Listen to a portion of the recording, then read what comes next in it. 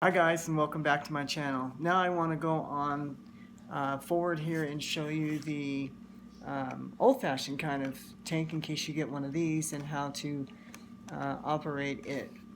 So it has like a little rolling carriage on it, and it should come with make sure you guys can see that there.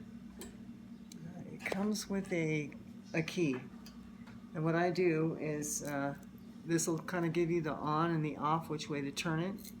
What I like to do is just leave this around the sides here so that it's always with the tank. I don't know all the proper names for these devices on it, but I wanted to show you how to do it in case you're alone and you need to have change tanks out.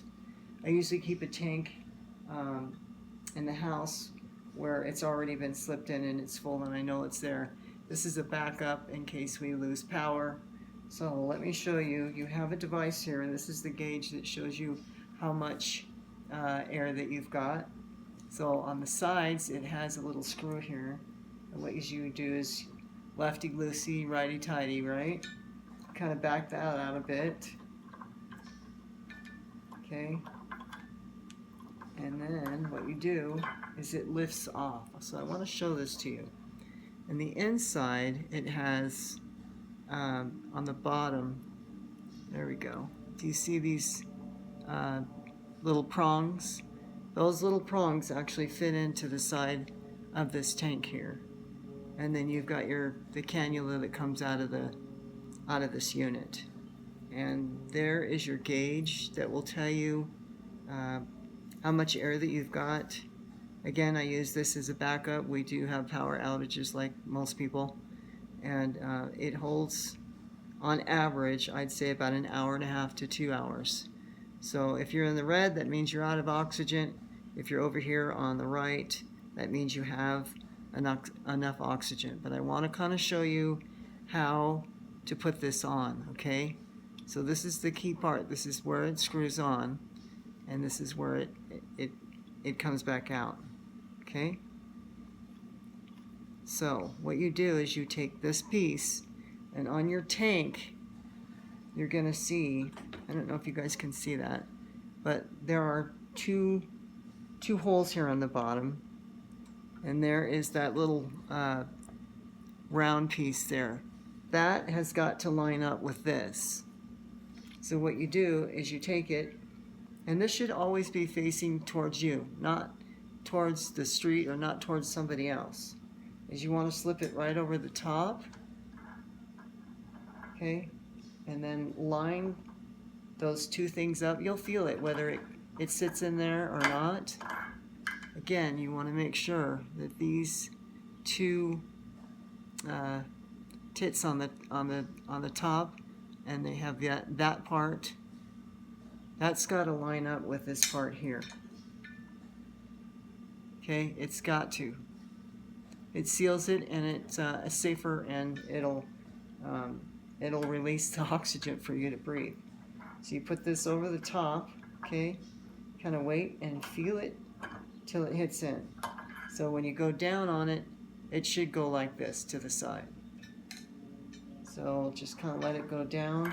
If you can't get it to go over the top, that means you haven't backed this off enough. So either go left or right. Because in the inside, can you see this? In the inside, this will come down. So what you want to do when you're putting it on a brand new tank is go the opposite way so that it retracts up. And then what you do is you put it over the top, okay? And kind of push to the side here until you feel it, and you can hear it too kind of snap in. But don't forget to do this. This is the most important part here, and that is to make sure that you're tight and that you tighten it up. Okay, might take a little bit. Okay, tight, not super tight. Okay, what it'll do from there, and then you have your on and off key.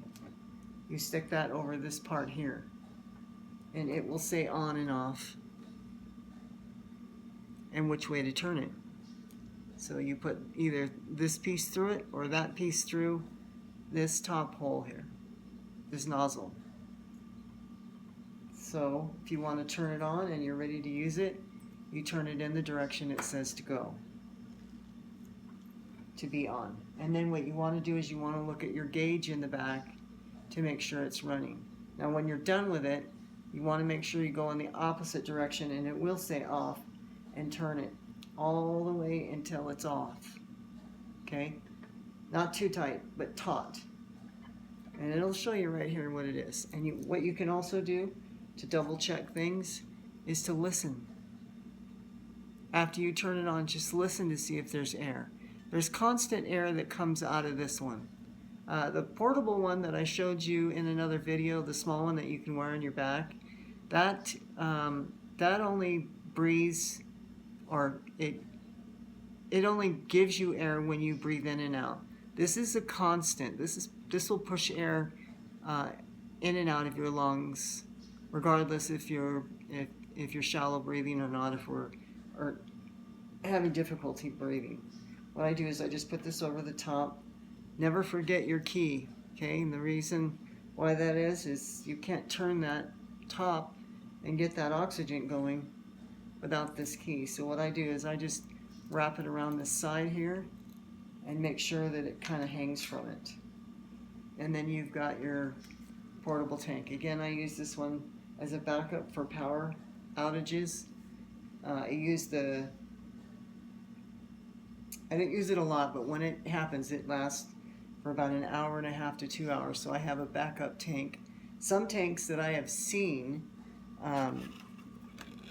lately, they've made them a lot bigger. So instead of them being 4 feet tall, they can be anywhere up to 10 feet tall, one large tank. And those are for people that kind of live out in hard to reach places.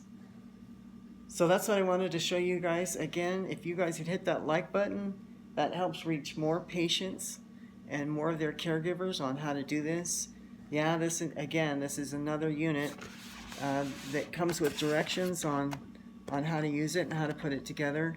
But I find that it was easier for me just to watch somebody do it. Watching somebody do it is a lot easier than reading through a book of directions. I'm sure you guys know what I'm talking about. Please like and subscribe. Again, thank you so much for taking your precious time today to visit my channel. I hope that helped everybody, and have a wonderful day. See you soon. Thanks.